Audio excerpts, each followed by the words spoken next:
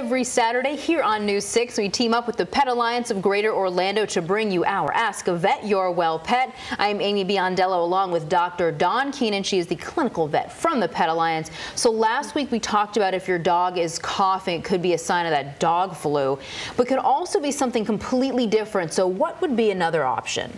Kennel cough complex. So kennel cough is actually a category of upper respiratory illnesses. Okay. There's about a dozen different types of bacteria and viruses that can cause very similar signs.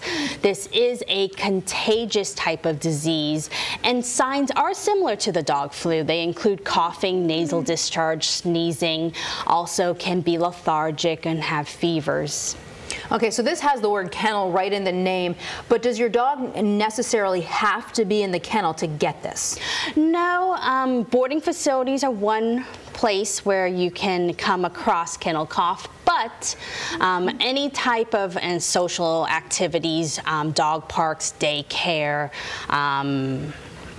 even going on walks and passing other dogs that may have been exposed elsewhere. Okay. All right, so is there an easy way for your vet to tell if it is kennel cough or some kind of different virus that your dog's struggling with? Yeah, so a lot of these symptoms are very similar, and now with the dog flu in this area, we do want to do testing. The way we differentiate the different types of viruses is that we obtain swabs from the back of their throat or from their nose, and those can be sent to a lab to be tested and let us know which organism we're dealing with. All right, so there are medications to treat this. Is that something pet owners just have to wait out, or do we go right ahead with those medications? What do you recommend?